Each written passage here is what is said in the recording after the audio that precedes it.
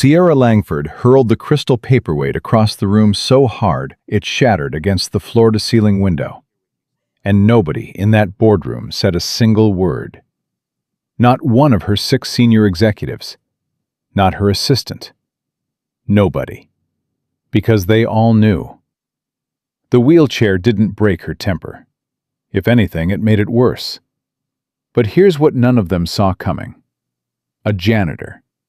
A single dad with calloused hands and a mop bucket, who walked through that door the same night and said 4 words that changed everything. "I'll help you walk." She laughed in his face. She wouldn't be laughing for long. Drop the name of your city in the comments. Let's see how far this story travels. And if you're new here, hit subscribe. You don't want to miss where this goes. The elevator doors opened at 11:47 p.m., and Noah Brandt stepped out onto the 34th floor of Langford Tower with a mop, a bucket on wheels, and a thermos of cold coffee he hadn't touched in 3 hours. The building was quiet, the way expensive buildings go quiet at night. Not silent, but hushed, like it was holding its breath. The marble hallways gleamed under the overhead lights. The executive suites stretched ahead of him in a long corridor, each door dark, each office empty. Except one. The light at the far end of the hall, corner office, CEO suite, was still on. Noah noticed it, but didn't slow down. In 14 months working nights at Langford Tower, he had learned one rule above all others. The corner office was off limits, unless invited. The woman who worked in that office didn't receive visits. She didn't exchange pleasantries. She didn't smile at the cleaning staff or nod at the security desk. She moved through the building like a weather system, cold, pressurized, and best avoided. He started at the other end of the floor, Conference Room B, then the kitchen. Then the open cubicle area that the analysts used during the day, still littered with sticky notes and coffee cups, and the quiet desperation of people who worked 80 hours a week for a woman who expected 90. He was mopping the hallway near the stairwell when he heard it. A crash. Not the sharp sound of something dropped. A deliberate crash. The specific, violent sound of something thrown. Then silence. Noah set the mop against the wall and stood still. In this building, at this hour, that sound came from exactly one place. He walked toward it slowly, the way a man walks when he hasn't decided yet whether he's going to get involved. The door to the CEO suite was cracked open about 2 inches. He could see the edge of her wheelchair, the back of her head, dark hair pulled tight. Her shoulders were rigid, both hands gripping the armrests like she was trying to crush them. On the floor, 6 feet away, the pieces of what had been a crystal paperweight caught the light in a dozen directions. Noah should have kept walking. Every instinct built over a lifetime of staying invisible told him to pick up the mop, go back to the other end of the hallway, and pretend he hadn't seen a thing. That's how you kept a job. That was the social contract between a night janitor and a CEO in a tower with her name on it. He knocked anyway. 2 knocks, quiet but deliberate. The shoulders stiffened. "The cleaning schedule says this floor isn't done until midnight." Her voice was flat. Not angry. Something worse than angry. Exhausted in the specific way that comes from being furious for so long you've burned through the heat of it and landed somewhere cold and hollow. "Come back in 15 minutes. "I'm not here to clean, Miss Langford." A beat. "Then why are you here?" Noah pushed the door open another 6 inches. He didn't walk in. He stood in the frame, one hand on the door, and looked at her. Really looked. Not the practiced non-look that service workers develop to make powerful people comfortable. Sierra Langford was 41 years old. She had built Langford Industries from a mid-size regional firm into a company that appeared in the top 100 of the Forbes list. She had negotiated contracts that made senators nervous and written op-eds that moved markets.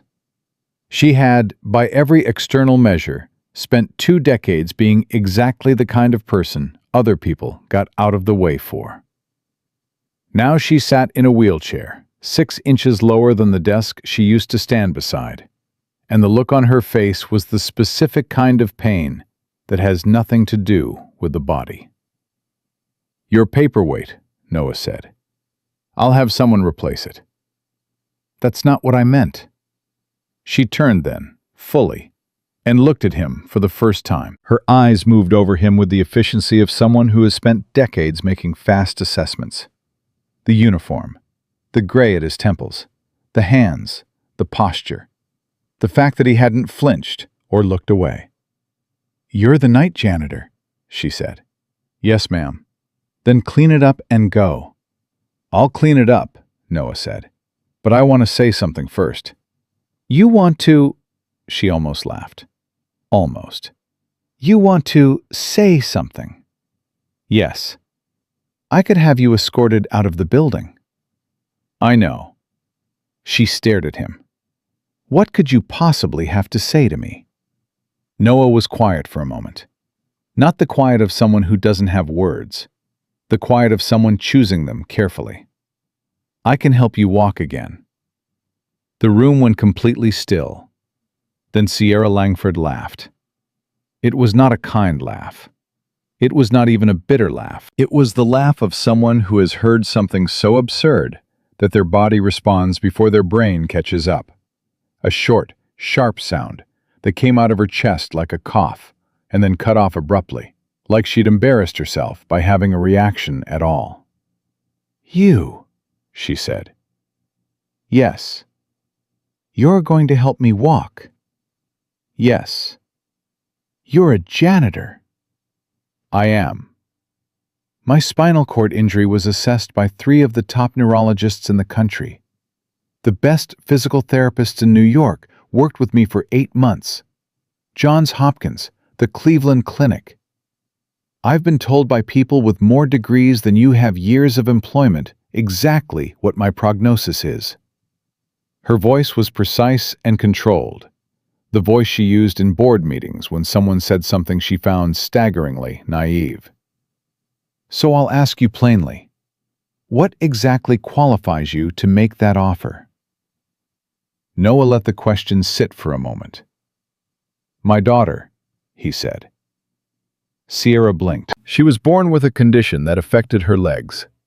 Doctors told us she'd never walk without assistance.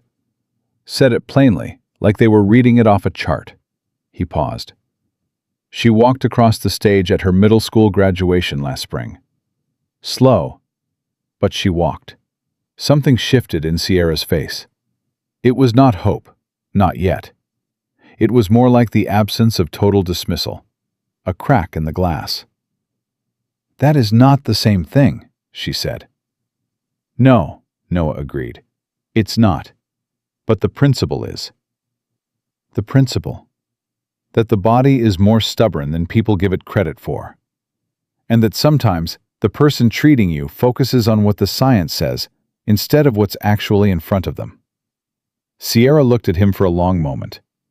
The city spread out behind her through the window. 10,000 lights, 40 floors down, indifferent and enormous. "You have no idea what I've been through," she said. And this time her voice was quieter. Not soft, but quieter, the way a fire gets quieter when it's burning through the last of the wood. "No," Noah said, "I don't. I was standing at the top of my industry. I had everything. I had—" She stopped herself, pressed her lips together. When she spoke again, the control was back, locked tight. "It doesn't matter." "It does matter. It's why you threw that paperweight instead of going home." The silence stretched. "Go clean it up," she said finally. "And don't speak to me again tonight." Noah cleaned up the broken glass without a word. He swept every piece carefully, checked the baseboard for fragments, emptied the dustpan, and then returned the broom to the janitorial cart in the hallway. Sierra did not look at him while he worked. She faced the window, her back straight, her hands folded in her lap in the particular way that people learn to hold themselves when they are trying very hard not to feel what they are feeling. He was at the doorway again when she spoke. What would it even look like? Noah stopped. What you're describing, she said. What would it look like? He turned back around. Early mornings, before the building wakes up, before your executives arrive. You and me, up here, working. Working on what? Movement. Small things at first. Things that probably feel pointless at the start. My therapist's already... I'm not your therapist, Noah said. I'm not going to give you a program or a chart or a timeline. I'm going to show up and I'm going to ask you to try one thing, and then another thing, and we keep going. And if it doesn't work, then it doesn't work, and you're exactly where you are right now. She was quiet. Why would you do this? She asked. The question had no performance in it. It was genuine, slightly raw at the edges, like she wasn't sure she wanted the real answer. Noah thought about it. Because I walked past this office every night for a year and heard nothing. And tonight I heard something. And I've been the person who didn't knock before, and I didn't like what that taught me about myself. Sierra looked at him for a long moment. Her expression was unreadable, in the way that intelligent people's faces are unreadable when they are actually thinking, not performing thought, but doing it. 6 o'clock, she said finally. I'm in the building by 5:30. If you're not here at 6, the offer is dead. I'll be here. And if you tell anyone on this floor, in this building, in this city, what you just offered me, I will have you fired so fast your head won't stop spinning until Tuesday. Understood. And I'm not, she paused, choosing the words with visible effort. I am not promising you anything. I'm giving you one morning. That's it. One morning is enough, Noah said. He picked up his cart and walked back down the hallway. Behind him, the light in the corner office stayed on for another 2 hours. He almost didn't come back. Not because he changed his mind, but because at 5:15 the next morning, standing in the building's service entrance with his ID badge and a cup of actual hot coffee for once, Noah Brandt had a very clear, very realistic look at what he was walking toward. He was 53 years old. He worked the night shift. He had a 12-year-old daughter named Maya at home, still asleep, who depended entirely on him. He had no medical credentials, no formal training, no institutional backing. He had the things he had learned the hard way over 5 years of helping Maya, and the stubborn, unglamorous faith of a man who had been proved right once. He went up anyway. Sierra was already in the common area outside her office when he arrived. Not in the CEO suite, out in the open floor, away from the desk and the window and the symbols of what she had been. She was in the wheelchair, her posture as precise as ever, wearing a fitted gray top and athletic pants. She had clearly come prepared, which meant she had thought about this, which meant more than she would ever admit out loud. She looked up when he stepped off the elevator. "You're 2 minutes late," she said. "I had to sign in at the desk. I'll leave a standing authorization." A pause. "Sit down." Noah pulled a chair from the nearest cubicle and sat across from her, at her eye level. That was the first thing he had learned with Maya. Never stand over someone in a chair. Never make them look up at you. Sierra noticed. Her eyes registered it, but she didn't comment. "I want to be clear about something," she said. "I know my injury. I know what I was told. I have reviewed my own MRI reports.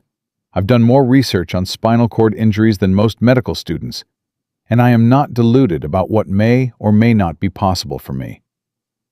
So if this morning turns into you motivating me with platitudes and telling me to believe in myself, it ends immediately. Are we clear? Crystal. What do you want me to do? Noah leaned forward with his elbows on his knees. I want you to try to feel your left foot. Silence. That's it? She said it without contempt, just the flat audit of someone who had expected something more complicated. To start, yes. I know I have limited sensation in both feet. I've had limited sensation for, I know, Noah said. I'm not asking you to feel it the way you used to. I'm asking you to focus on it. Put your attention there. Not what the doctor said, not the diagnosis, not the MRI. Just the foot. What's actually there right now. Sierra looked at him for a long moment. Then she looked down. The room was completely quiet. No one on the floor. No phones, no keyboards, no elevator bells. Just the low hum of the city below them and the sound of two people doing something that looked like nothing. Noah watched her face. He had learned to watch faces, not limbs, when he was working with Maya. The body tells you less than the face. The face tells you when something is happening before the body does. Her jaw tightened. There's something, she said. The words came out carefully, like she didn't trust them yet. A pressure, or I'm not sure if it's real or if I'm imagining it. Does it matter right now which one it is? She looked up at him.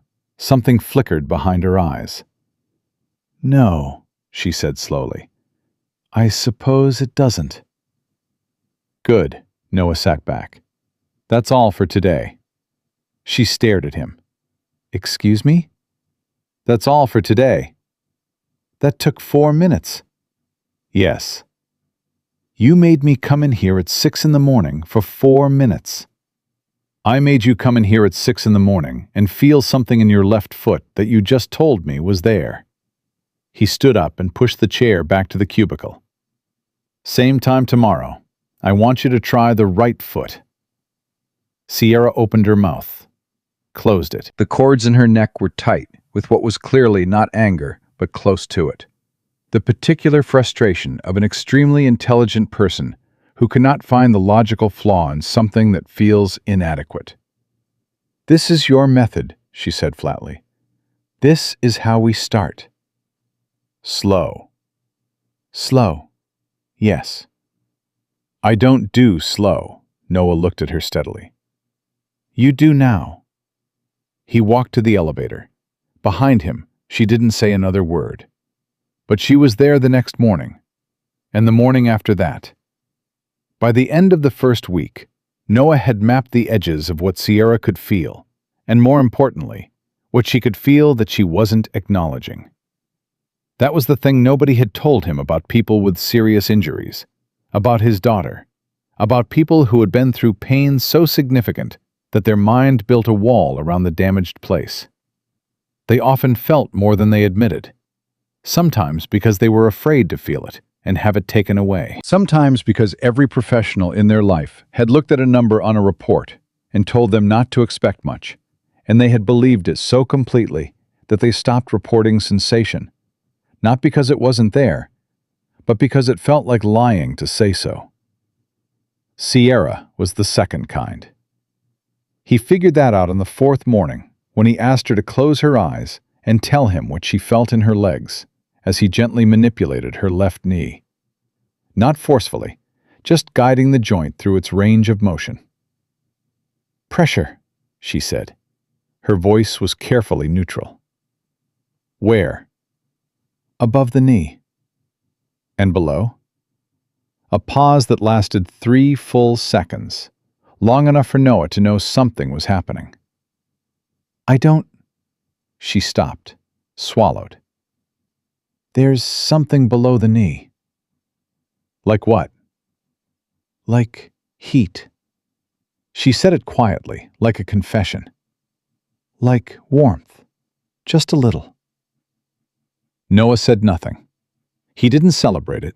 didn't exclaim, didn't reach for meaning. He just nodded and kept going. Later, he would think about that moment, the heat in her leg, the carefully guarded way she admitted it. He understood it. The fear of hope was, in some ways, worse than the absence of it. If you had no hope, you couldn't lose it. But once you admitted that something was there, something was possible, then you had something at stake. And Sierra Langford, CEO, master of calculated risk, was terrified of having something at stake that she couldn't control. What she didn't know yet, what she was beginning to suspect but wouldn't say, was that something in her legs was listening. 3 weeks in, she fell. They had graduated in the careful Noah Brandt methodology of one small thing and then another to standing exercises.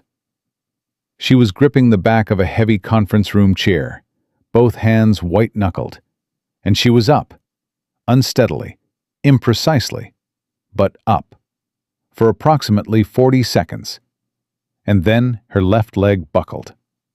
She went down sideways, fast, hard. Noah caught her, partly. He got his arm under her before she hit the floor fully, but it wasn't a graceful catch. She ended up on her knees on the carpet, and he ended up kneeling beside her.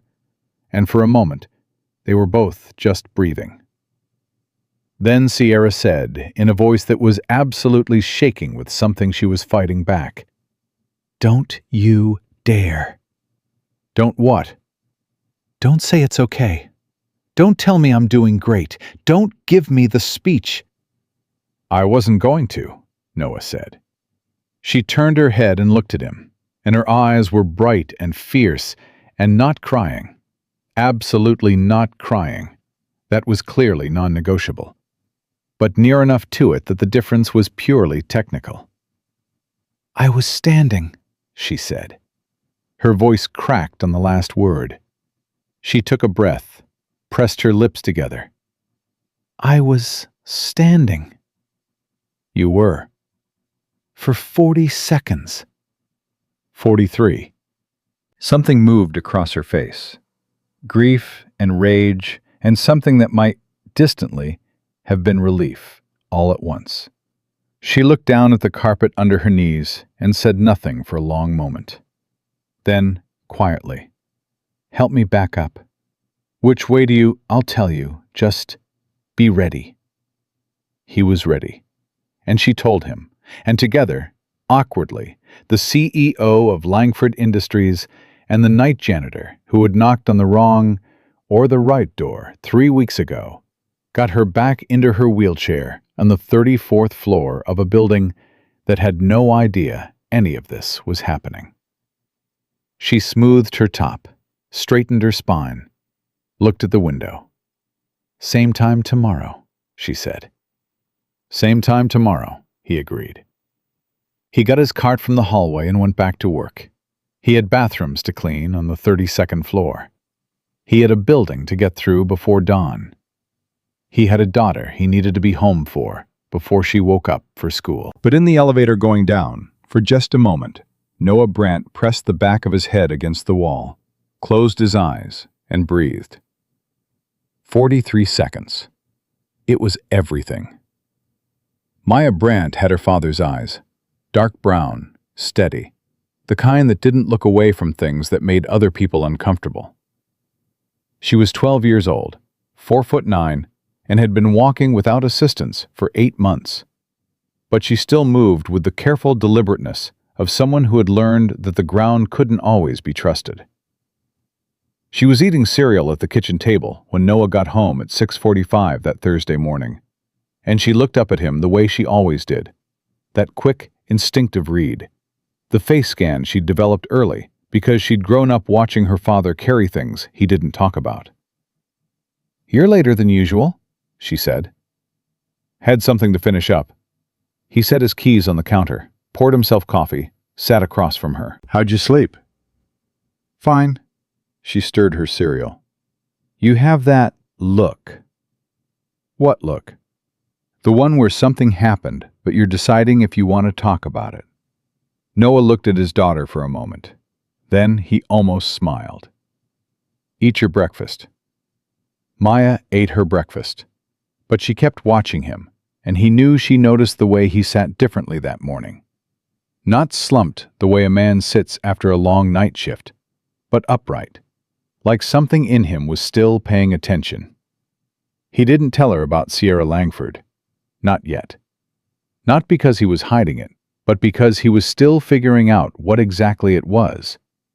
What he'd walked into that night. What he'd committed to.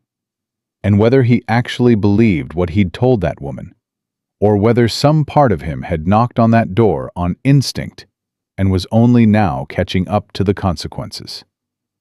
He believed it. He'd believed it from the moment he heard the crash. He just wasn't sure yet whether that was wisdom or stubbornness. And in his experience, those two things lived close enough together that you didn't always know which one you were working with until after the fact. He drove Maya to school, came home, slept 4 hours, woke up at noon, and spent the afternoon doing the quiet arithmetic of his life. Rent, groceries, Maya's school supplies, the physical therapy copay that still showed up monthly even though the formal program had ended. He made dinner. He watched the news. He helped Maya with her history homework. The Louisiana Purchase, Manifest Destiny, the particular American mythology of movement and expansion and claiming ground. At 10:30, he put on his uniform, kissed his daughter on the top of her head, told Mrs. Okafor next door that he'd be back by 7, and drove back to Langford Tower. The 43 seconds lived in the front of his mind the whole way there. The second week was harder than the first. Not physically. The physical part was still small, still incremental. Still the kind of work that looked like nothing from the outside. What made it harder was Sierra herself. Because Sierra, once she had committed to something, committed entirely. And the woman who had built a Fortune 100 company through relentless force of will was now applying that same relentless force to a body that was not prepared to cooperate on her timeline. "Again," she said, on the Tuesday of the second week.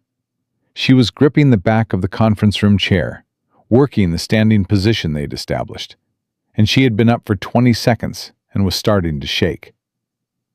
"That's enough for today," Noah said. "Again." "Sierra, I said again."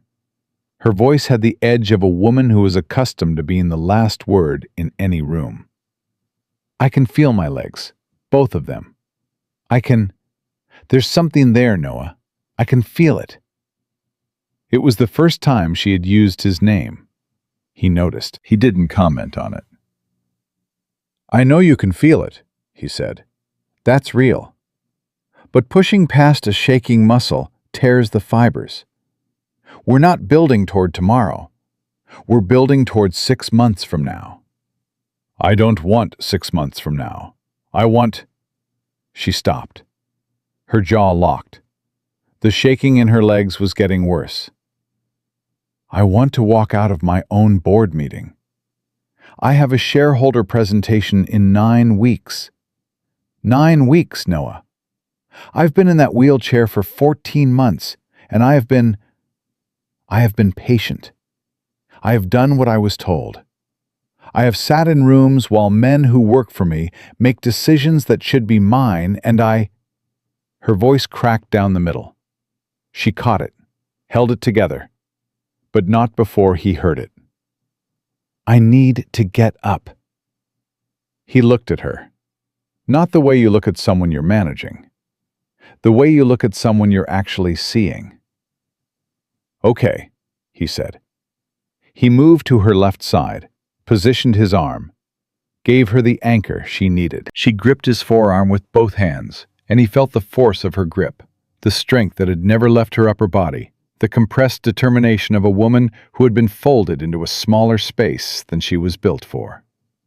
She stood. 28 seconds. Then 30. Then 40.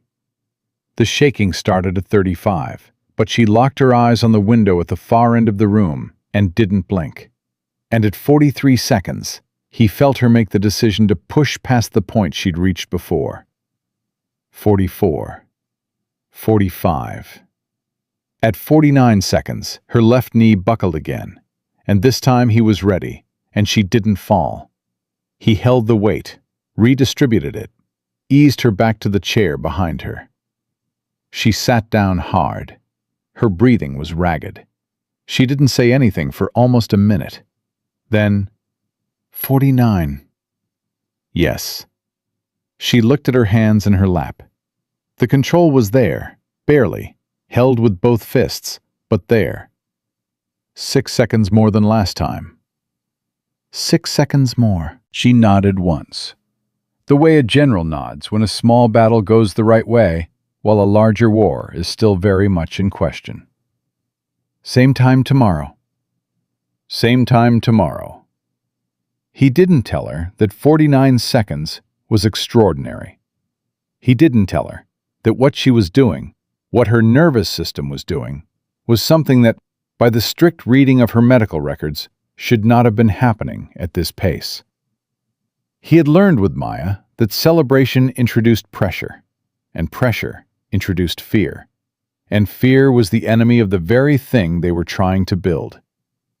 So he kept his face neutral and his voice level, and he let the work speak for itself. But in the elevator going down, he pressed his palm flat against the wall and exhaled slowly, and felt something that a man who didn't talk much about his feelings would not have been able to name easily, but that was, in its essential nature, awe. The third week brought a complication that neither of them had anticipated, in the form of a man named Douglas Hale. Douglas Hale was Sierra's chief operating officer, 48, Harvard MBA, the kind of man who wore his confidence like a suit that cost more than most people's monthly salary. He had been with Langford Industries for 7 years. He had also, in the 14 months since Sierra's accident, been quietly and methodically positioning himself as the functional head of the company. No one knew who he was, because Douglas Hale was one of 3 executives whose offices he cleaned regularly. And executives' offices, cleaned in the small hours of the night, told you a great deal about the people who occupied them. Hale's office had a second monitor angled so it couldn't be seen from the doorway. It had a locked drawer that Noah had never tried to open. It had a framed quote on the wall, something about leadership and decisiveness. That was the kind of thing a person put on their wall when they were trying to remind themselves of something, rather than simply living it. Noah had no evidence of anything specific. He just knew, the way that quiet people who pay attention know things, that Douglas Hale was a man in the process of wanting something very badly and being very careful about how he went about wanting it.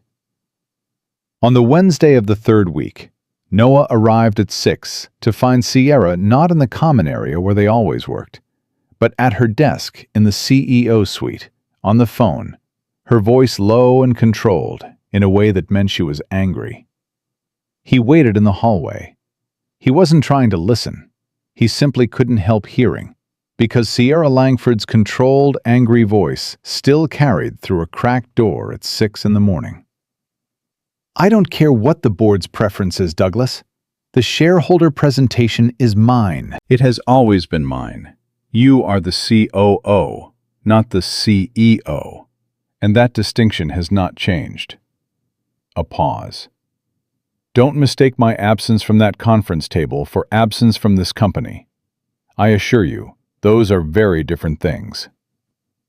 Another pause. Longer. We'll discuss it Monday. That's final. She hung up. Silence. Noah gave it 30 seconds, then knocked. Come in. She was sitting with her back to the door, looking at the window, the city going gray-pink with early light. When she turned to face him, the CEO face was fully assembled, controlled, unreadable, every door locked from the inside. Sorry about the wait, she said. It's fine. He moved a chair, sat down at her level. You want to skip this morning? Absolutely not.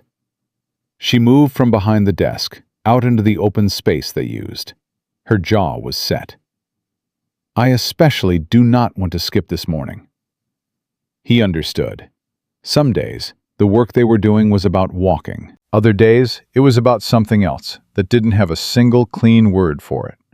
Something more like reclaiming the proof that she existed in her own body and on her own terms. That she was not a position to be filled, or a chair to be taken, or a signature on documents that other people were quietly rerouting to themselves. He understood it because he had seen it in Maya. The days after a setback when she worked hardest weren't the days she wanted to prove something to the doctors. They were the days she needed to prove something to herself. "Tell me about Douglas Hale," he said. She looked at him sharply. "Why?" "Because you do better when you're angry, and right now you're swallowing it. You might as well use it." She studied him for a moment. "You're more strategic than you look." "I've been told." A pause. Then, as she moved to the chair she used to push up from, she said, almost casually, the way people say the things that cost them the most when they're not looking directly at them. "He's been with me for 7 years. I promoted him. I trusted him. He sat across from me in this office a month after my accident and told me the company needed me, that he was behind me completely." She gripped the chair back. "Then he started holding meetings I wasn't informed about. Then my assistant started receiving directives from his office. Then the board, my board, the people I built this company with, started returning his calls before mine." She stood. Her legs shook at 20 seconds, steadied at 25. "He hasn't done anything I can prove," she said through a controlled exhale. "That's the thing about Douglas. He's very careful." "Men like that usually are," Noah said. 30 seconds. She set it to herself, a quiet count, keeping herself anchored. "The worst part is, and I'm only saying this here, to you, at 6 in the morning, because this conversation does not leave this floor. The worst part is that I taught him. I modeled for him exactly how to maneuver, how to move pieces on a board, how to build consensus quietly before the vote." 40 seconds. Her knees were shaking. "I built the knife and handed it to him." 43, Noah said. She looked at him. "I'm at 43? "You are." She looked back at the window, her jaw set harder. She was not going to stop at 43. "He thinks I'm finished," she said. Her voice had dropped, and it had an edge to it that was quiet and precise and genuinely dangerous. "He thinks the chair means the company. He thinks—" 50 seconds. Her left knee shook violently. She did not sit down. "He thinks—" "Sierra, don't." 55 seconds. She was white-knuckling the chair back, her knuckles bloodless, her arms trembling with the effort of holding the weight her legs were refusing to fully accept. "He thinks that I will come to his meeting on Monday, and I will sit in my chair, and I will watch him run a presentation that should be mine, and I will do it graciously because the alternative is looking weak." 60 seconds. She was shaking all over now. Legs, arms, the fine muscles of her jaw. "He thinks I don't have options." "Sierra, that's 60 seconds." She stood for 4 more. Then she sat. Hard. Her breath came out in a long, shaking exhale that she pointed at the floor so he wouldn't see her face for the 2 seconds it took her to rebuild the expression. When she looked up, "I'm going to that shareholder presentation on my feet." "You have 9 weeks. "I know how many weeks I have." "It's possible." "I know it's possible. I didn't ask you if it was possible." She looked at him directly, and in her eyes was something that was not the despair he had seen through the cracked door on that first night. Something harder and more forward-facing. Something with a direction to it. "I'm telling you what's going to happen." Noah held her gaze. "64 seconds," he said. "That's what happened this morning." She absorbed that. "Next week. Next week we work on weight transfer, moving the feet, actual steps. Steps. 2 at most, probably. And you'll probably fall." "I've already fallen." "You'll fall again." "I know." "And we'll get back up." "Obviously." He stood, pushed the chair back into place. She was already turned toward her desk, the phone in her hand, already back in the machinery of running a company from a position that everyone around her was slowly trying to erode. But she had stood for 64 seconds. And she had said what she was going to do. And she had said it like a fact rather than a wish. And Noah Brandt, who did not use words like destiny or miracle, felt something in the room at that moment that he would have called, if pressed, momentum. He went back to work. He had 3 floors left before dawn. What he didn't know, what neither of them knew, was that on that same Wednesday morning, at approximately 6:15, Douglas Hale had arrived at the building 40 minutes earlier than usual. He had stepped off the elevator on the 34th floor, intending to retrieve a document from his office before the day began. And he had stopped at the far end of the hallway, and he had seen them. Not clearly, not close enough to understand the specific mechanics of what was happening. The exercises, the standing holds, the quiet back and forth of a man and a woman building something at 6 in the morning before the world arrived. But he had seen the janitor's cart outside the CEO's suite. He had seen Sierra out of her chair, and he had seen Noah Brandt standing beside her. He had turned around and gone back down without retrieving the document. He had sat in his car in the parking garage for 11 minutes. And then Douglas Hale, who was a very careful man who did not act without thinking, had taken out his phone and opened his calendar and looked at the 9 weeks between now and the shareholder presentation. And he had started thinking. The weight transfer work was exactly as difficult as Noah had promised, and Sierra was exactly as committed as he had expected, which meant the first week of it was a collision between an immovable object and an unstoppable force. And neither of them came away from it entirely clean. The problem was not will. Will she had in quantities that would have embarrassed most people. The problem was that weight transfer, the mechanics of shifting your center of gravity from one foot to the other, the fundamental biological motion of walking, required a conversation between the brain and the legs that Sierra's injury had disrupted. Her brain sent the message. Her legs received it, dimly, like a radio signal through interference. The translation between intention and movement was not one-to-one. It was approximate. It was effortful in a way that walking had never been effortful before. Because walking before had been automatic. The body's oldest promise to itself. So reliable, you forgot it was happening. Now she had to think about every piece of it. "Left foot," Noah said, standing to her right with his arm available, but not offered. She needed to know it was there, not feel it under her. She looked down at her left foot. The room was quiet. Her jaw tightened with the effort of concentration. The left foot moved forward. Not far, maybe 2 inches, but it moved. The sound she made was not a sound she would have made in any other context. A short, sharp exhale. Not a gasp, not a cry. The sound of someone who has been pushing against a locked door and just felt, for the first time, the faintest give. "Right foot," Noah said. Steady. No celebration. The right foot moved. 3 inches this time, slightly wider than intended. The body improvising, making up for the left's hesitation. She was walking. Technically, definitionally, in the narrowest possible sense of the word, she was walking. 2 steps, her hands not touching anything, only his arm available in the air beside her. And then the right knee buckled, and he caught her. And they held the weight together for a moment before she settled back. She said nothing for almost 30 seconds. "That was 2 steps," Noah said.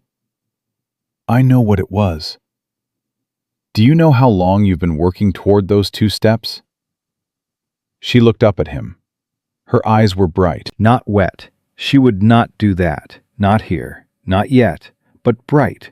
The way eyes get when the interior pressure is high enough to change the light. 26 days, she said. 26 days, he agreed. She looked down at her feet, at the floor between where they had started and where they now were, a distance of maybe 5 inches, the most significant 5 inches on the island of Manhattan that morning. "Again," she said. "Tomorrow." "Noah." "Tomorrow, Sierra. The muscles need to build the memory. You don't rush memory." She accepted it, barely, with the contained impatience of a woman who had spent her life moving faster than the world around her and was now being asked to trust a pace that felt like standing still. But she accepted it. And that night, in the parking garage, Douglas Hale made a phone call to one of the board members. His voice was warm and collegial, and absolutely without alarm. He talked about the upcoming shareholder presentation, about the company's direction, about the question of leadership continuity, a phrase that could mean anything, depending on who was hearing it. He said nothing about what he had seen at 6 in the morning. He didn't need to.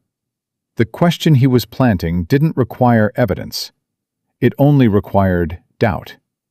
And doubt, in a boardroom, was its own kind of gravity. The call came on a Friday. Noah was between floors, 28 going up to 31, when his phone buzzed in his shirt pocket. He didn't recognize the number, but the area code was local, and he had learned a long time ago that unrecognized local numbers at odd hours were rarely good news. He answered. "Mr. Brandt." The voice was male, polished, the kind of voice that had been trained out of whatever regional accent it started with. "My name is Richard Colton. I'm a member of the board of directors at Langford Industries." Noah stopped the cart. "Okay. I apologize for the hour. I understand you work nights." A pause calibrated to feel like courtesy. "I'd like to meet with you, sometime in the next few days, if possible. At your convenience, of course." "What about?" "I think it's better discussed in person. I can come to you if that's easier. Or we can find neutral ground." Another pause. "I'm prepared to make it worth your while, financially, for your time." Noah stood in the hallway on the 28th floor for a moment, looking at nothing in particular. He had a very good instinct for what a conversation was really about before the person on the other end had said it plainly. And what this conversation was about was Sierra Langford. And what Richard Colton wanted to know was what exactly was happening on the 34th floor at 6 in the morning. Which meant Douglas Hale had moved faster than either of them had expected. "I appreciate the call," Noah said, "but I don't have anything to discuss. Mr. Brandt, I want to be straightforward with you. There are people on this board who have concerns about Ms. Langford's situation, her capacity to lead the company going forward. That's a legitimate governance question, and we have an obligation to our shareholders to—" "I understand what a board's obligations are," Noah said, "and I understand what this call is." A beat. The polish slipped, just slightly. "What do you think this call is?" "I think someone told you something they saw, or thought they saw, and now you're trying to find out if there's something you can use." He kept his voice level. "And I'm telling you there isn't. Ms. Langford is running her company. That's all I know." The silence on the other end lasted long enough to mean something.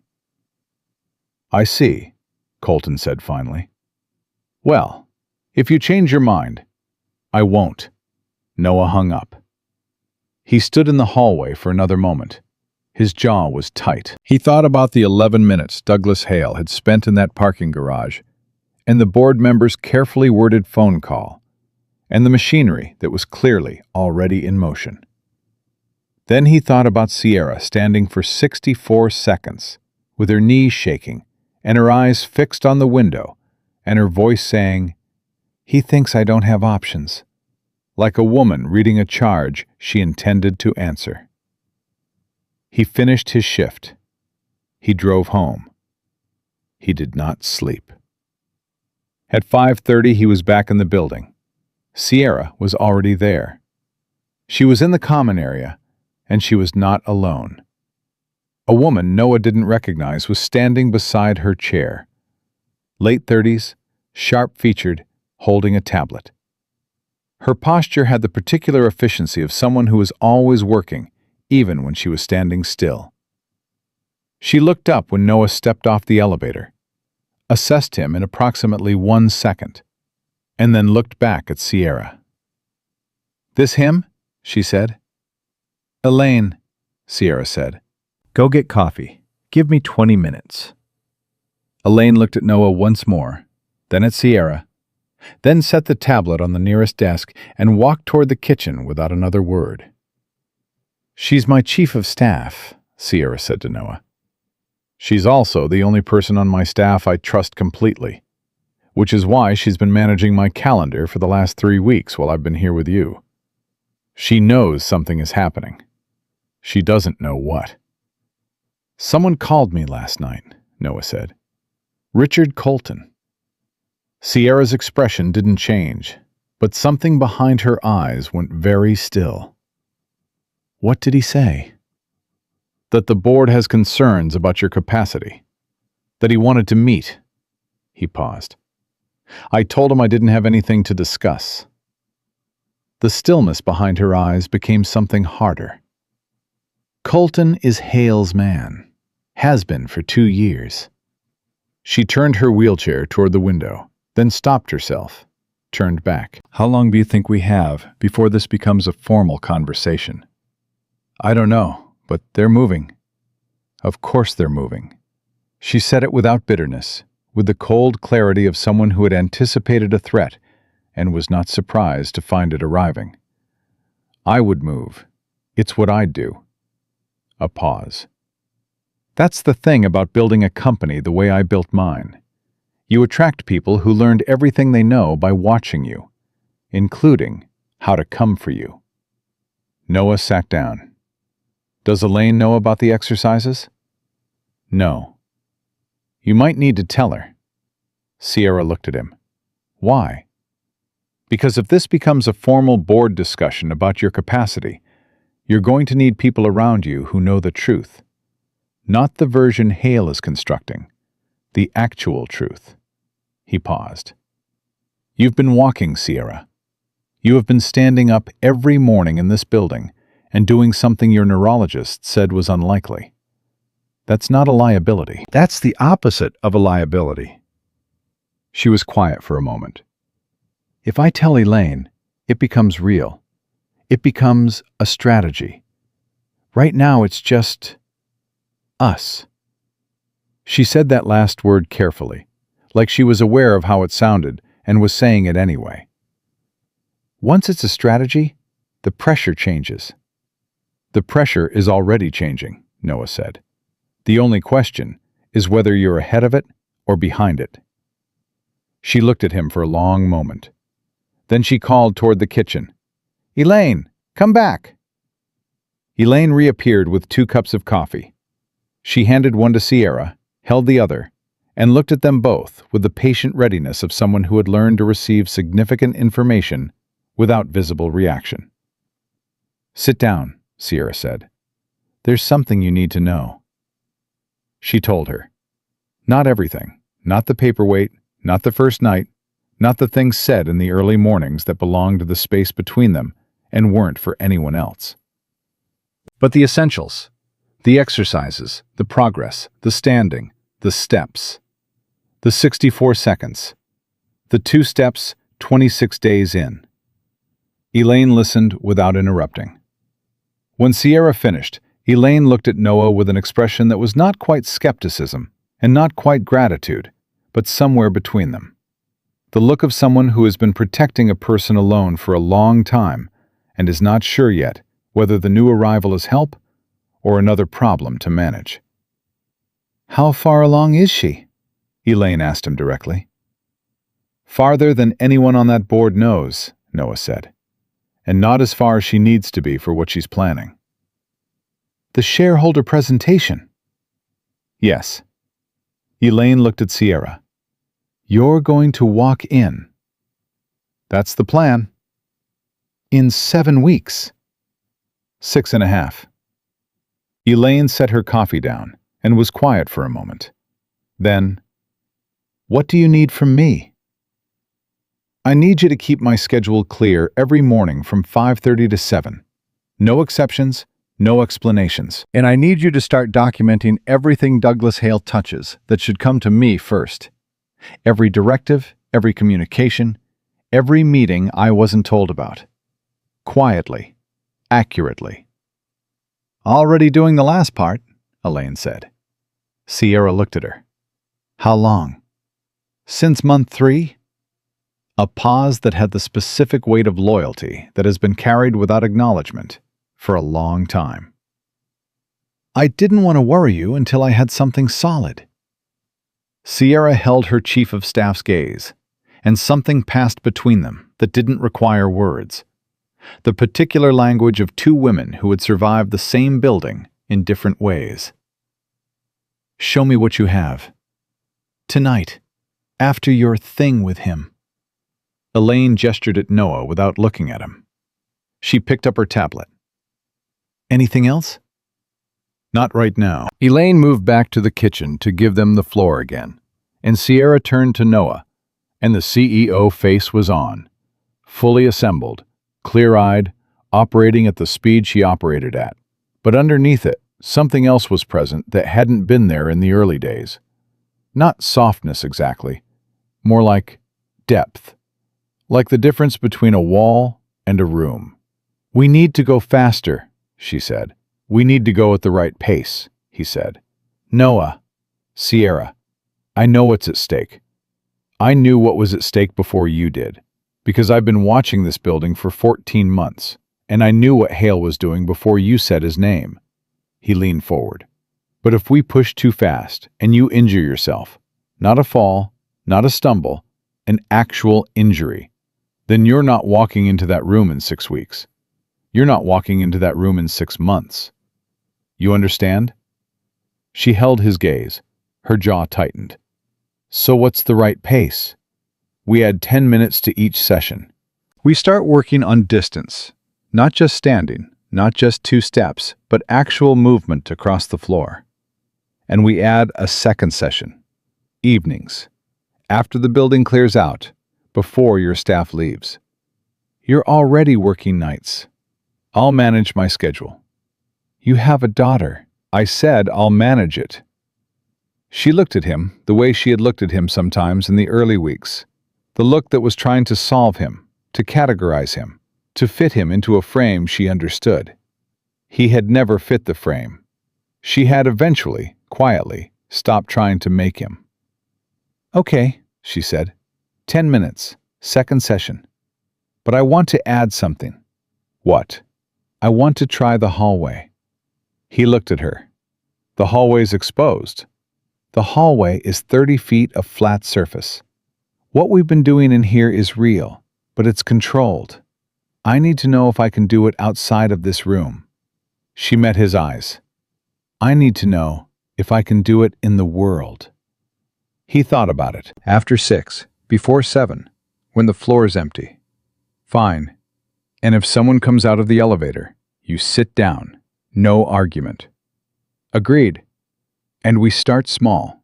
We don't go for 30 feet on the first try. We go for 10. I know how this works. I know you know. I'm saying it anyway." Something moved at the corner of her mouth. Not quite a smile.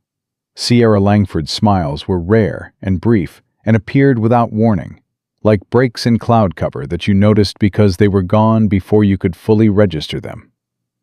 "You're insufferably careful," she said. "You're insufferably reckless," he said. "We even out." The hallway attempt came on a Thursday, 6 days later, at 6:14 in the morning. Noah stood to her right, not holding her, not touching her, just present, his arms slightly extended, an available anchor. She had both hands forward, positioned for the moment when the balance shifted and she'd need something solid. But they weren't gripping anything. She was standing in the middle of the 34th floor hallway of Langford Tower. In the corridor, she had been wheeled down, been carried through, navigated in the chair that everyone in this building had come to associate with her. And she was standing up in it. 10 feet, Noah said quietly. The corner of the reception desk. She looked at it. Then she moved her left foot. The first 3 steps were controlled. Slow, deliberate. Every part of her brain fully engaged in the translation. Intention to signal. Signal to muscle. Muscle to motion. Her arms came up slightly for balance, the automatic physics of the body redistributing weight. Her breathing was shallow and even. The 4th step was where she hesitated. Not because her body refused, because she looked up and saw the elevator. The elevator that had brought her up and down this floor for years. The elevator she had stopped using after the accident, rerouted to the service lift to avoid the lobby, to avoid the stairs, to avoid the particular indignity of watching people's faces when they saw the chair and changed their expression. She had not been in that main elevator in 14 months. She was 12 feet from it, standing up. "Keep going," Noah said. He had seen her face change, and he knew what she was looking at, and he did not acknowledge it. "Don't look at it. Look at the reception desk." She looked at the reception desk. She moved her right foot, then her left again, then her right. 15 feet from where she'd started. The reception desk edge was right there, and she put one hand on it, lightly, barely, 2 fingertips, and stopped. She stood, breathing. 15 feet. "Okay," Noah said, after a moment. His voice was completely level. "Let's go back." "I know what I just did," she said. She was not looking at him. She was looking straight ahead, at the hallway ahead, at the door to her office, at the building that had her name on it. Her voice was controlled in the specific way it got when the interior was too large to fit through ordinary expression. "I know you know," he said. "Don't," she stopped. Started again. "Don't make it small. Whatever you're about to say to keep it manageable, don't." He was quiet. She put both hands back at her sides, 15 feet back to the chair. She turned, slowly, carefully, and looked down the hallway from where she'd come, the distance she had crossed, which was the same distance as always, and simultaneously, the longest distance she had ever traveled. 15 feet, she said. 15 feet. She sat back down in the chair with the deliberate care of someone who had choices, and the difference between that and the way she had been getting into the chair in the early days was a thing that only the 2 of them would ever understand fully. Back in the office, she was already running through numbers with a focus that wasn't avoidance. It was the way she processed everything by converting it into forward motion. 6 weeks, she said, from 15 feet to a full boardroom entrance. "It's a different kind of walking," Noah said. "Hallway is one thing. Full room, people watching, pressure. I know what pressure does to the body. I've presented in rooms full of people who wanted me to fail for 20 years. Pressure doesn't weaken me." She looked at him. "It never has." He believed her. That was the thing. He had believed her from the first night, before he had any right to. Not in the blind, optimistic way that required him to ignore what the doctors said. In the specific, precise way of someone who had sat across from a person and seen what they were made of.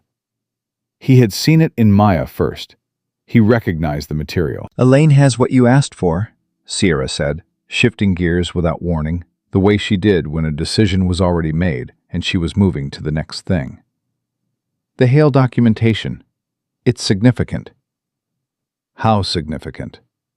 14 months of redirection, memos rerouted, board communications he filtered before they reached me. She paused. 3 meetings with Richard Colton that I was told were scheduling conflicts. Noah absorbed that. "He's been building his case for a year." "A year and 2 months, Sierra said. "He started the month of my accident." The silence that followed had a particular quality. Not just the weight of betrayal, which she clearly had moved through already and didn't need to revisit, but the strategic weight of someone recalculating a situation with new information. "He'll move before the presentation," Noah said. "If he knows you're getting better, he'll move before you have the chance to show the board." "I know." "So what's your counter?" She looked at him steadily. "I call a board meeting before his. I request it as CEO, which is still my right, regardless of what he's been suggesting to Colton. And I walk in 6 weeks. In 6 weeks." Noah thought about that. Thought about what 6 weeks meant physically. The distance between 15 feet in a quiet hallway at 6 in the morning and a full board meeting entrance in front of 12 people, under fluorescent lights, with everything on the line. Thought about the gap between where they were and where they needed to be, and the specific, unromantic work required to close it. It was possible. It was not guaranteed. But he had learned from the work that possibility and guarantee were different instruments, and you didn't need the second one to commit to the first. "Then we need to change the sessions," he said. "Whatever you need. More distance, more time on your feet. We simulate the room, the length of it, the approach, the surface. I need to know the layout of the boardroom. I'll get you a floor plan." "And Sierra." He leaned forward slightly. "You're going to have days between now and then where the body doesn't cooperate. Days where the progress feels like it's going backward. That's not regression. That's the nervous system consolidating. But it's going to feel like losing. I know how it's going to feel. I'm telling you because when it feels that way, I need you to trust the process and not push through it with sheer will. That's the one thing your will can't fix." She held his gaze for a long moment. The morning light was changing outside, the city going from gray to gold.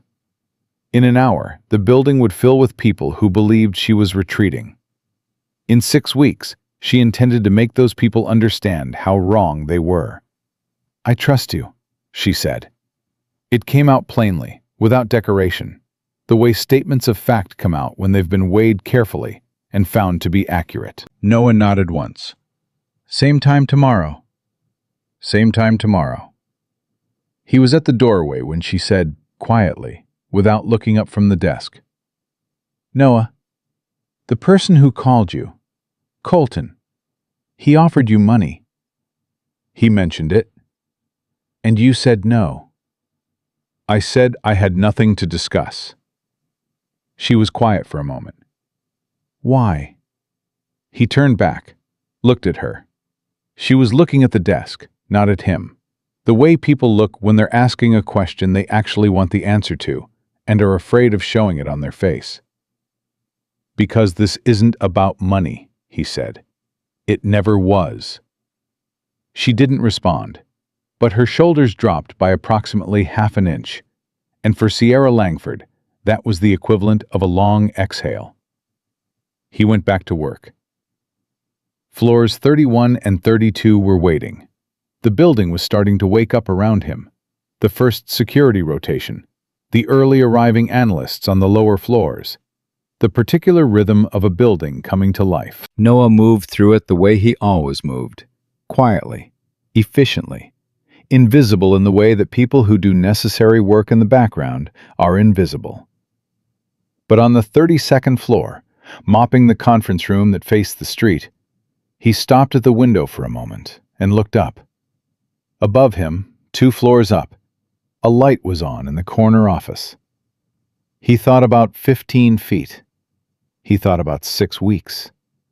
He thought about a 12-year-old girl walking across a middle school graduation stage, and a CEO standing in a hallway with 2 fingertips on a reception desk, and the specific, stubborn, unglamorous truth that he had always believed, and that life had, so far, not given him sufficient reason to abandon. That the body, given time and honesty and the willingness to keep showing up, remembered more than the doctors put in the report. He picked up the mop. He had work to do. And 4 floors up, Douglas Hale was sending an email to Richard Colton with a single line in the subject field. We need to accelerate the timeline. The email Douglas Hale sent to Richard Colton at 6:52 that morning had 4 lines beneath the subject heading. Noah didn't know what those 4 lines said. Sierra didn't know yet either. But Elaine found out by noon. Because Elaine had been quietly, methodically, and without anyone's instruction, building a parallel intelligence operation inside Langford Industries for 14 months. And she had sources in places that Douglas Hale had never thought to look. Because Douglas Hale had made the foundational mistake of underestimating the people he considered support staff. She walked into Sierra's office at 12:17 with the tablet face down against her chest and closed the door behind her. They're calling an emergency governance review, Elaine said. Hale requested it through Colton. They're framing it as a fiduciary obligation, shareholder protection, leadership continuity, the usual language. They want a formal capacity assessment before the annual presentation.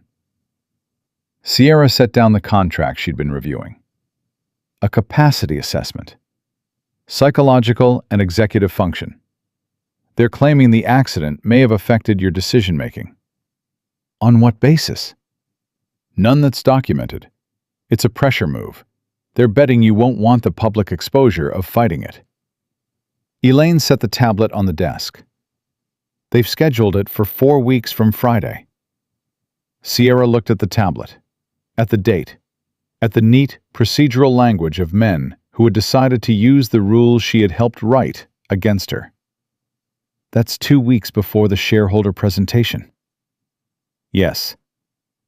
If I submit to the assessment, it delays the presentation at minimum.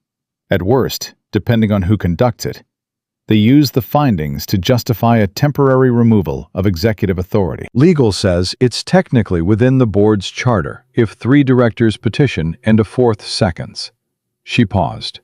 They have 4. Colton and 3 others.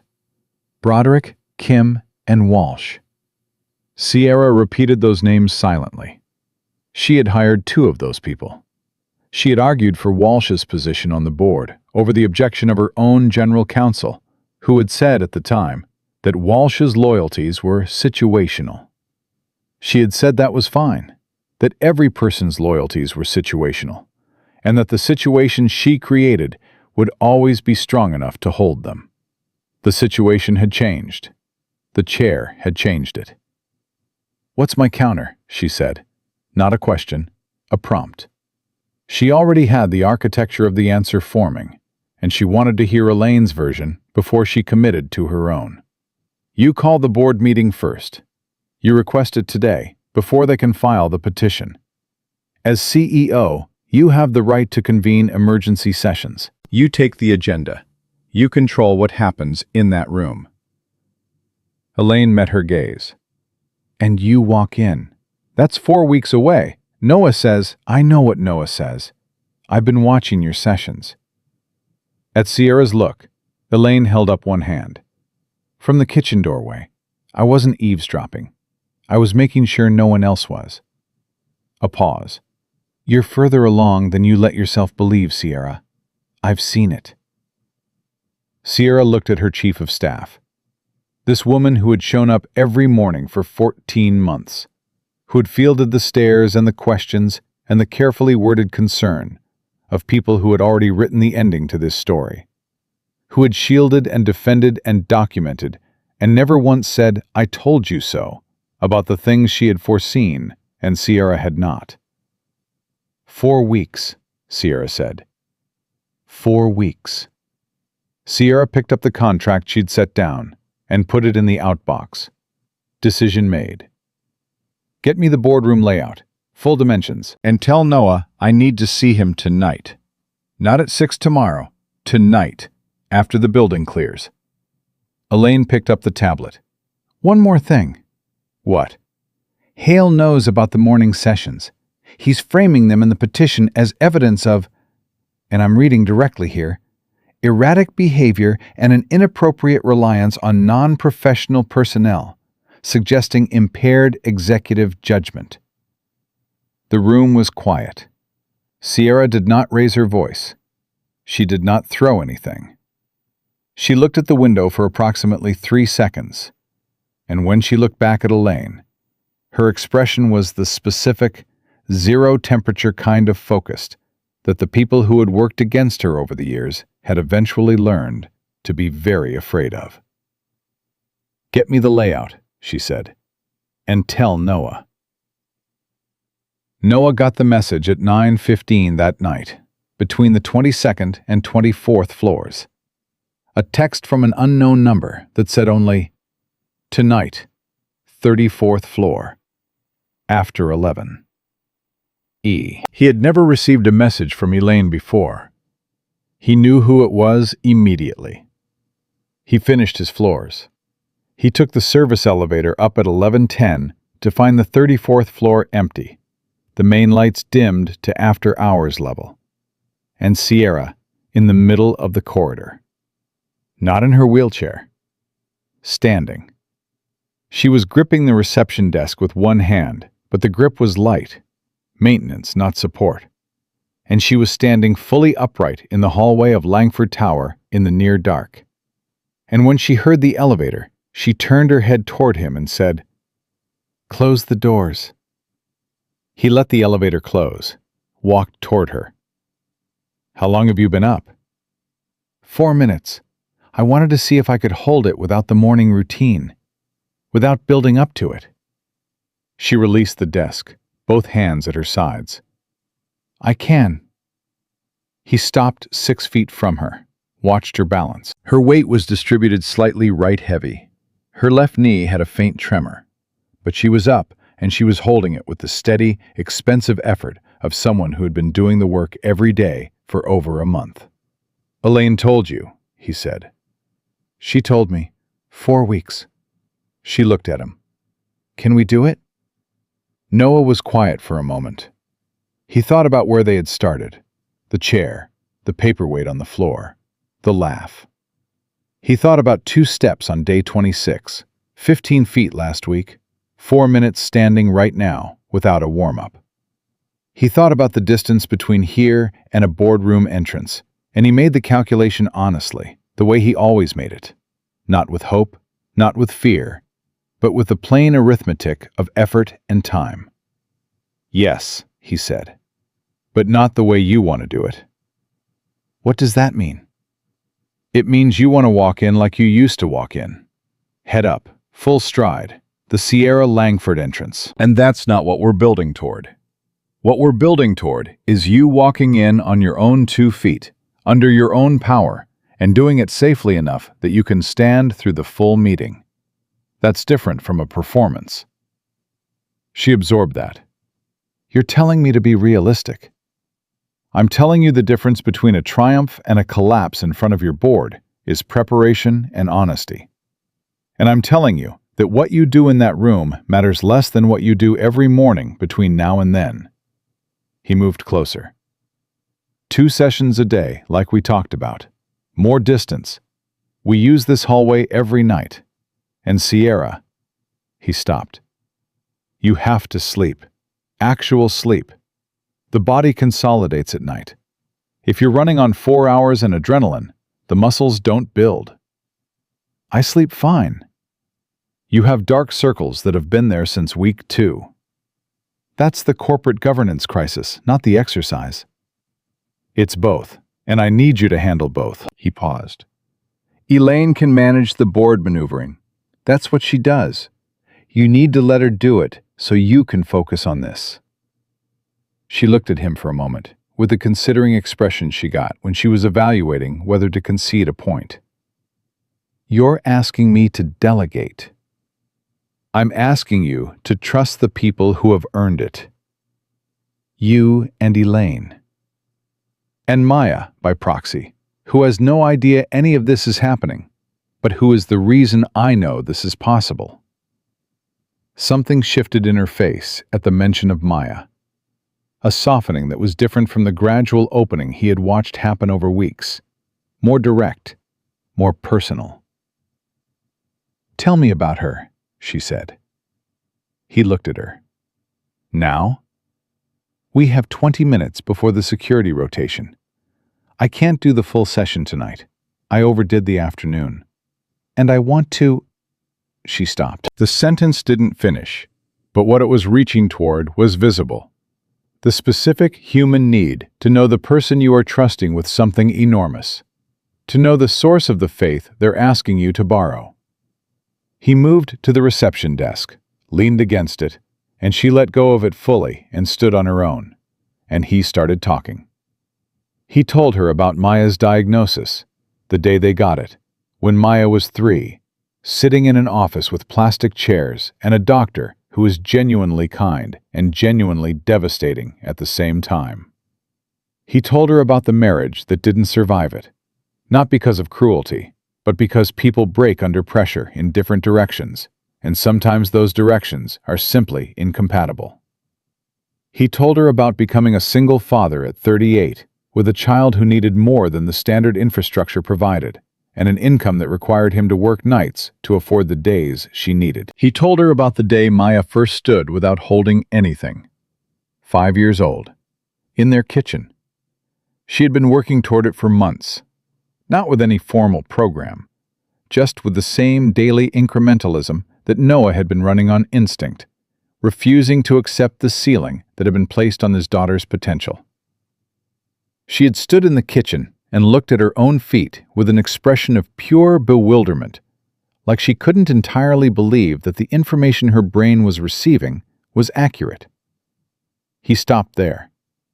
Sierra was still standing. 12 minutes now. "What did you say to her?" Sierra asked. "Nothing for a minute. I just watched her." "And then?" "And then I said, 'You want some cereal?' And she said yes. And we sat down and had cereal. And she kept looking at her legs the whole time like they might change their minds." He paused. "The next day we went further. And the day after that." Sierra was quiet. "She walked across a stage last spring." "She did. Because you didn't believe the chart. Because she didn't. I just followed her lead." Sierra looked at him for a long moment, standing in the dim hallway. 14 minutes of unsupported weight-bearing. "I haven't asked you something," she said. I don't ask things I'm not sure I want the answer to, usually. But I'm asking now." "Okay." "What do you actually think is happening? In my body? Not the exercises, not the sessions. What do you think is actually occurring neurologically?" She met his eyes directly. "Tell me honestly, not hopefully. Honestly." He gave it the moment it deserved. "I think your injury was serious, and your doctors were accurate about the damage. I think they were also accurate about the standard prognosis for that level of injury. And I think the standard prognosis is built on what most people do, which is not what you've been doing." He paused. "The nervous system is more plastic than the literature used to give it credit for. There's research, more every year, that says targeted, consistent, intensive stimulation can reactivate pathways that were disrupted but not destroyed. I'm not a doctor. I can't tell you the mechanism. I can tell you that what I've watched happen in your legs over the last 6 weeks is real. It's measurable. And it is ahead of any timeline I would have privately predicted when we started." She was very still. I also think, he continued, that a significant part of what's happening is you. Not inspiration, not willpower as a concept. You specifically. The way your brain works. The way you refuse to accept an external limit as a personal limit. That has a physiological effect. I watched it happen with Maya, and I have watched it happen with you. 17 minutes. Okay, she said. Just that. Okay. Okay. I believe you. She reached back and found the reception desk edge with 2 fingers. Help me run the room. He looked at her. Tonight? The full length of the hallway. What's the boardroom? 60 feet? This hallway is longer. Help me run it. Sierra, you've been standing for 17. I know how long I've been standing. Help me run it. He moved to her right, extended his arm, not offering it, positioning it. She released the desk. They walked. Not fast. Not the full Sierra Langford stride she had described to him once. The walk she had cultivated over years. The executive entrance. The boardroom approach that had made people pay attention before she said a word. This was slower, more deliberate. The walk of someone translating thought into motion in real time. But it was steady. Both feet moving. Both legs carrying weight in turn. Her posture was straight, her chin level, and she was not looking at the floor. 10 feet. 20. 30. At 35 she wobbled. Her right knee dipped, the weight shifted, and his arm was there and she took it, gripped his forearm, steadied herself without stopping. She kept moving. 40 feet. 45. At 50 her breathing was audible. At 55 her grip on his arm was hard enough that he'd feel it in the morning. At 60 feet she stopped, put her other hand on the wall, stood, both of them breathing. 60 feet, he said. She didn't answer for a moment. When she spoke, her voice was compressed, held tight around something large and hot that she was managing with everything she had. That's the length of the boardroom. Yes. I just walked the length of the boardroom. You did. She stood against the wall, and he felt the trembling in her arm where she was still gripping him. The aftershock of sustained effort, muscles burning through their reserves. And beneath that, something else. Something that moved through her the way current moves through a line. Not frantic, not explosive, but steady and powerful and continuous. The feeling of a person reconnecting with a fundamental truth of what they are capable of. They think I'm finished, she said. Her voice was barely above a whisper. I know. They've been building a case for a year. They've been meeting without me, rerouting my company, deciding the future of something I built from nothing. She paused. And the whole time I've been in this building, at 6 a.m, getting back up. Yes. She released his arm, stood unsupported, against the wall but not leaning on it. They have no idea. No, he said. They don't. She looked down the hallway, back the 60 feet to where they'd started, the full length of the approach she would have to make in 28 days. Her expression in that moment was something he would remember for the rest of his life. Not triumph. Triumph was too loud for what was on her face. It was quieter than that. The particular expression of a person who has just confirmed something they needed to confirm, who has just touched the ground and found it solid when everyone around them had been insisting it wasn't there. Get me home, she said. I need to sleep. In the elevator going down, she sat in the chair and he stood beside her, and neither of them spoke for a moment. Then she said, What does Maya want to be when she grows up? Noah blinked. Of everything he had expected her to say. An engineer, he said. Structural. She wants to build bridges. Sierra looked at the elevator doors. Smart kid. She is. She's going to be extraordinary. She already is. The elevator reached the lobby. The security guard at the desk looked up, clocked Sierra in the chair and the janitor beside her, and looked back down without interest. Just two people ending their night, each in their own quiet way. He pushed the chair to the car, held the door while she transferred, folded the chair into the trunk. She sat in the passenger seat with her head back and her eyes closed, the kind of exhausted that lives past tired and settles into something almost peaceful. "Noah," she said before he closed the door. "Yeah?" "If this works," she stopped. "When this works. I'm going to do something for Maya. I want to. Not as payment, because I want to." He looked at her. "You don't have to." "I know I don't have to. That's the point." She opened her eyes and looked at him directly. "Let me." He thought about it, about the co-pays, about the school, about the ways that 12-year-olds who want to be structural engineers need things that night janitors cannot always provide, about the dignity involved in receiving help that was offered freely, without debt attached. "We'll talk about it," he said. She accepted that, closed her eyes again. He closed the door. He drove home, thinking about 28 days, about 60 feet, about the specific difference between walking the length of a hallway at 11 at night and walking into a room where 12 people were waiting to see you either confirmed or diminished. The next morning, Hale arrived at his office at 7:45 to find a formal notice on his desk.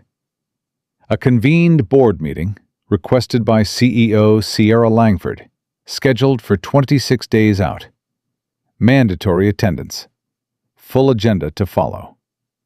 He read it twice, set it down, looked out the window at the city. He had underestimated the timeline. He had known she was doing something on the 34th floor before the building woke up, but he had assumed it was management theater, a performance of resilience for the benefit of whoever was watching. He had not accounted for it being real. He had not accounted for 60 feet in a hallway at 11 at night, because he had not been watching that closely. Because a man like Douglas Hale watched the things he considered threats and failed to watch the things he had already dismissed. He had dismissed Sierra Langford.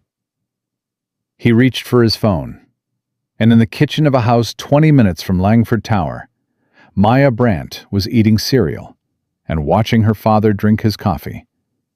And she did the face scan the way she always did, and she said, "Something happened." "Eat your breakfast," Noah said. "Dad?"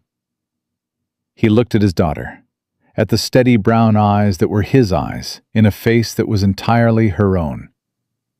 At the girl who had stood in the kitchen at age 5 and looked at her own feet like they were telling her something wonderful and impossible. "Yeah," he said. "Something happened." Maya waited.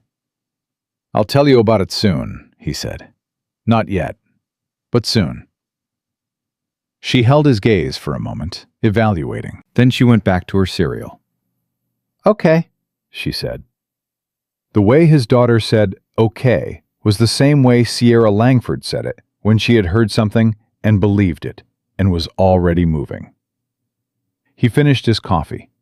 He had 4 hours before he needed to be back in that building, and 26 days before the weight of everything they had built together would be carried across 60 feet of boardroom floor, and the only thing standing between here and there was the work. Which was fine. Noah Brandt knew how to work. The 26 days did not pass cleanly. They never do when something real is being built. There is a version of this story where the final weeks were a steady, cinematic climb, each session better than the last, each morning brighter, the body cooperating like it understood the deadline. That version would be easier to tell. it would also be a lie. The truth was that on day 7 of the final stretch, Sierra's left leg gave out during the evening session, and she went down hard on her right knee and sat on the floor of the 34th floor hallway for 4 minutes, refusing Noah's hand.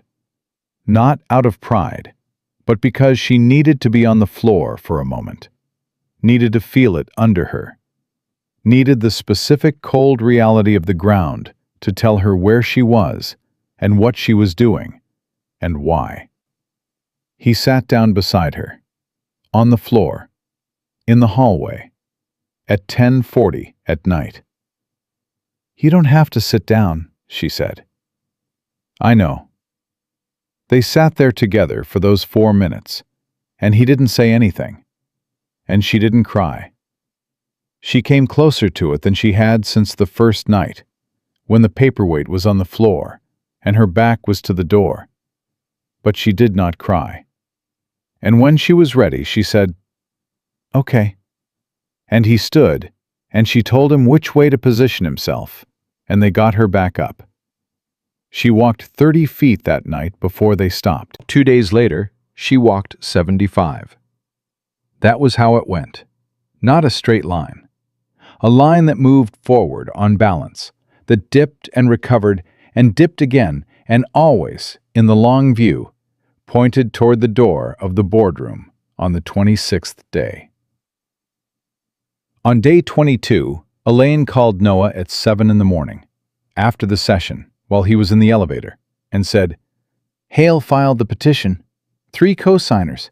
They're trying to invalidate her board meeting notice on procedural grounds." "Can they?"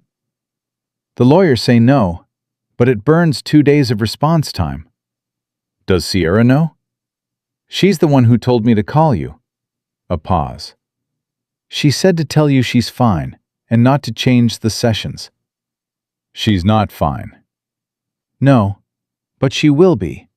That's the difference." He heard, in Elaine's voice, the specific register of a person who has decided to believe something completely, and he recognized it because it was the same register he operated in, and he thought, not for the first time, that Sierra Langford had built around herself, perhaps without fully intending to, the exact infrastructure of people she needed. The session on day 22 was the hardest of all of them. Not physically. Physically, Sierra was stronger than she had been at any point since they started, her legs building the kind of functional muscle memory that showed up in the small things. The way she shifted her weight in the chair, the way her feet found the floor when she stood, the way her body no longer looked surprised by its own capability. What made day 22 hard was what she said, 10 minutes in, when they were halfway down the hallway, and she stopped without warning and stood very still. "I'm scared," she said. He waited. "I have not said that out loud to another person in, I don't know how long." She was looking straight ahead. Her voice was steady in the way voices are steady when the steadiness is costing something. "I'm not scared of falling. I'm not scared of the board. I'm scared that I walk into that room and it doesn't matter. That I do this, all of this, and they look at me and see the chair I'm not sitting in and decide, that's still the story." Noah stood beside her. He thought about his answer carefully, the way he thought about the things that mattered. "You know what Maya told me once?" he said, "about the first time she walked into school without her mobility aid?" Sierra turned her head slightly. "She said the hardest part wasn't the walking. It was that she kept waiting for someone to notice, to say something. And mostly people just went about their day. And she couldn't decide if that was disappointing or the best thing that had ever happened to her." He paused. "She decided it was the best thing, because it meant the walking was for her, not for them." Sierra was quiet for a moment. Then, "Your daughter is smarter than both of us." "Most days." She looked back down the hallway, at the distance ahead. "Let's finish the run." They finished it. 80 feet, the full length and a turn at the end, a small loop back toward the elevator, because the boardroom had a turn in the approach from the door, and they had been practicing it for a week. She walked it without taking his arm. He stayed close, his presence a perimeter rather than a support. And she moved through the near-dark hallway of Langford Tower, like a woman who was remembering something that had always been true about herself. When they finished, she stood at the elevator and pressed the button herself, standing, not reaching from the chair, and rode down in silence. And he didn't say anything because there was nothing left to say that the 80 feet hadn't already said. The morning of the board meeting, Noah arrived at 5:15. Sierra was already there. She was dressed, fully, formally, the kind of dress that meant something. Dark suit, the good one, the one Elaine had brought in the week before. Her hair was up. She was sitting in the chair in the middle of the common area, very still, her hands folded in her lap, looking at nothing in particular. She looked up when he stepped off the elevator. "You're early," she said. "So are you." He sat down across from her. The building was completely quiet. Below them, the city was still in the gray before dawn light that belonged to people who were awake before the world had caught up with the day. "How do you feel?" he asked. "Like I'm about to walk into a room and change the rest of my life." "Good answer."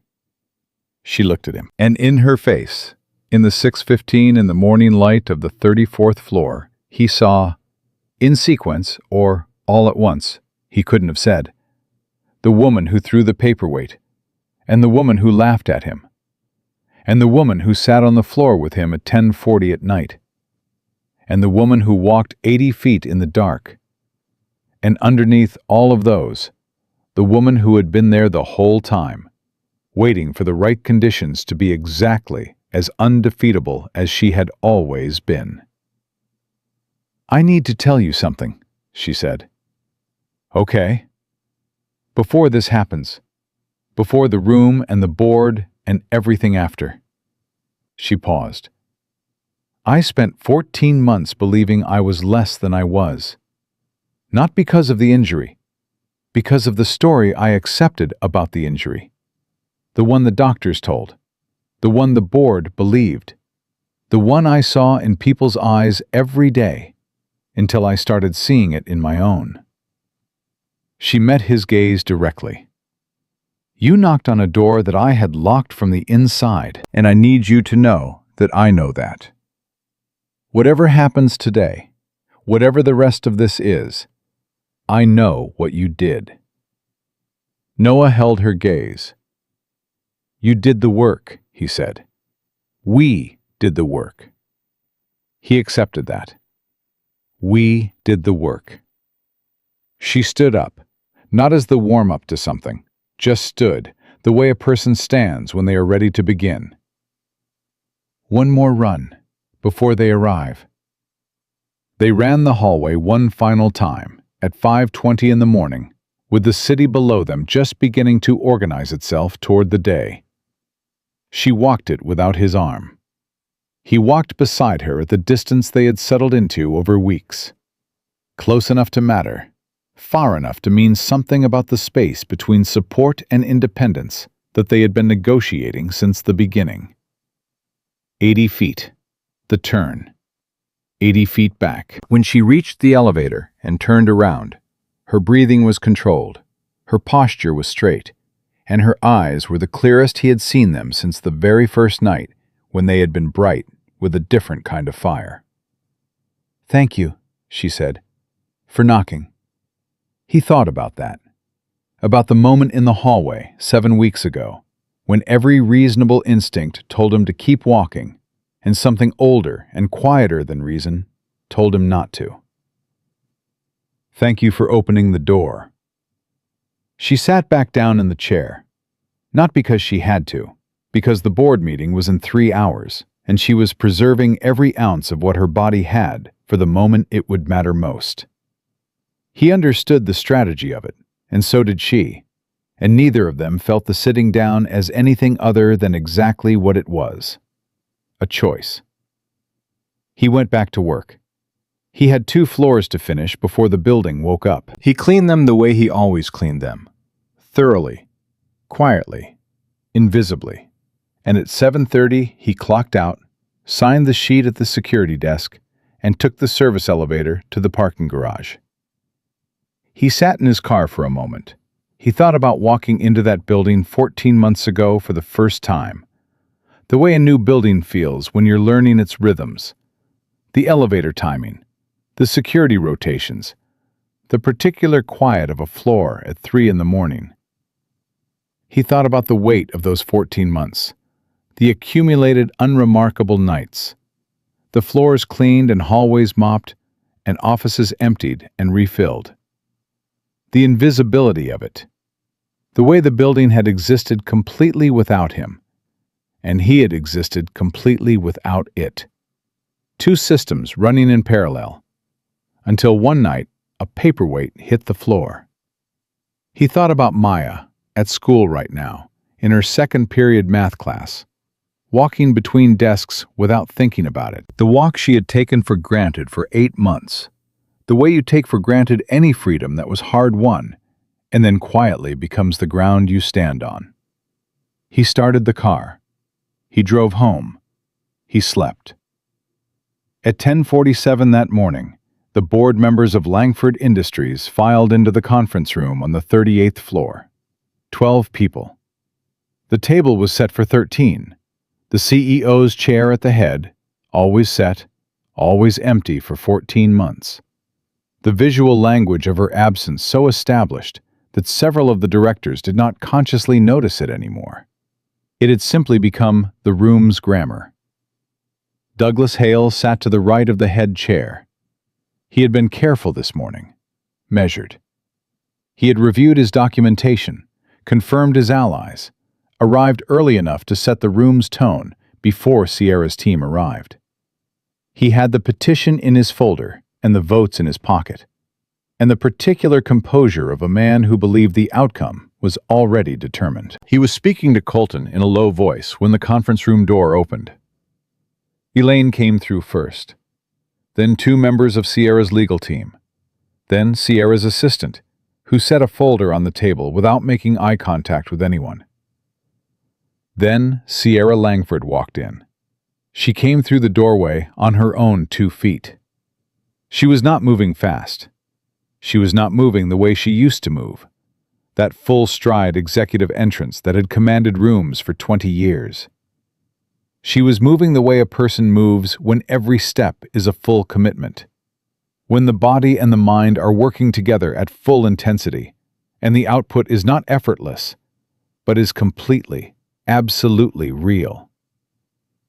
She walked the length of that room, past the point where Colton stopped speaking mid-sentence, past the point where Walsh looked at Broderick, and neither of them found words, past the point where Douglas Hale's composure, so carefully maintained, so expensively constructed, cracked in exactly the way that composed people's faces crack when reality refuses to match the version they prepared for.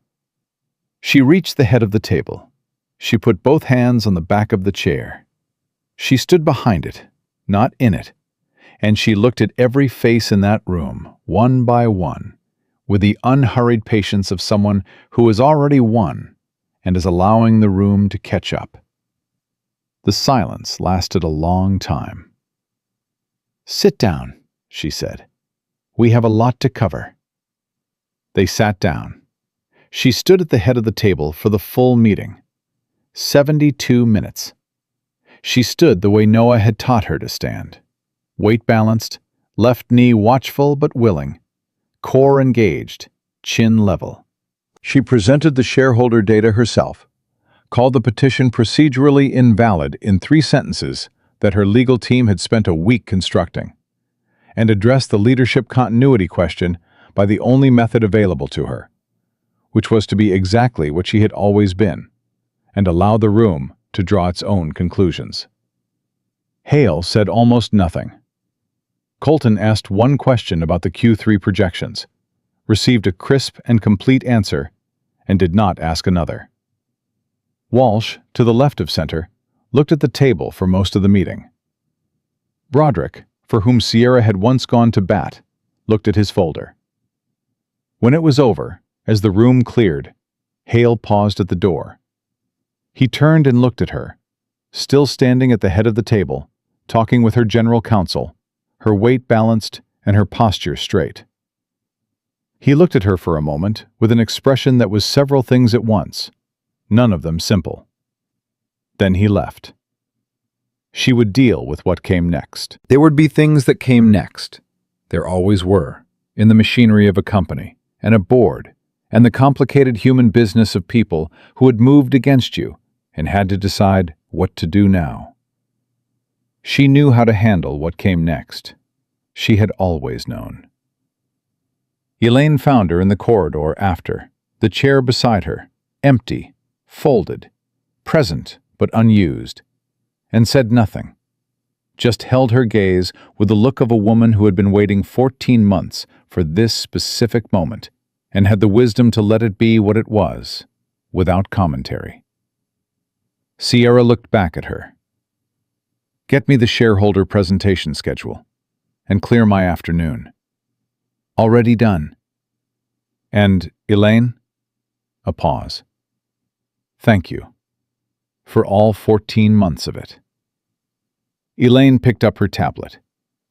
"Same time tomorrow?" she said.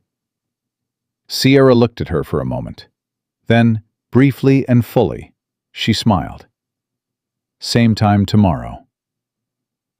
That evening, Noah was in the kitchen when his phone buzzed. A text from Sierra's number. She had given it to him somewhere in week 4, without ceremony, as a logistical necessity that they had both treated as exactly that and nothing more. The text said, "It worked. 72 minutes. Tell Maya." He read it twice, set the phone on the counter, looked at his daughter across the kitchen table where she was doing homework, head down, pencil moving, the complete absorption of a 12-year-old who was somewhere in the middle of an algebra problem and fully inhabited by it. "Maya." She looked up. "You remember I said something happened a while back?" She waited, pencil still. He told her. Not everything. There were parts of those early mornings that belonged to the space between him and Sierra and would always stay there.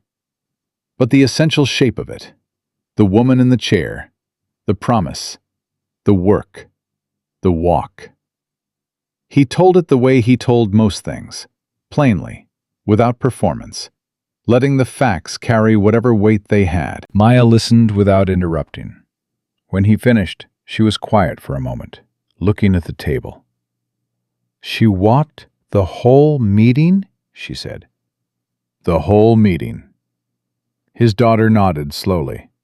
The face scan moved across her expression, that quick, deep reading she'd always done, and then settled into something that was not surprise, exactly, but the recognition of something she already understood at a level that didn't require words. "Good," she said, and went back to her homework. Noah looked at his daughter for a moment, at this girl who had stood in their kitchen at age 5 and looked at her own feet like they were the most extraordinary thing in the world, who walked to school and walked home and walked across stages without thinking about it now, because that was what freedom did when it became the ground you stood on. He thought about Sierra, who was in her office right now, probably, going through the afternoon work she had cleared the space to do, running a company from the chair she had carried back into on her own terms, in the building with her name on it. 2 women who the world had handed a ceiling to. 2 women who had looked at the ceiling and decided it was a floor. He started dinner. The kitchen filled with the ordinary sounds of an evening. A pan, water, the small domestic music of a father and daughter in a house where the fridge had a drawing on it, and the sneakers by the door were worn at the toes from all the walking they had done. Noah Brandt was a man who did not say more than was necessary, who had spent his life moving quietly through spaces that did not always see him, who had learned in the particular school of difficulty and love and stubborn hope that showing up, day after day, without fanfare, was not the consolation prize for a smaller life. It was the whole thing. It was everything.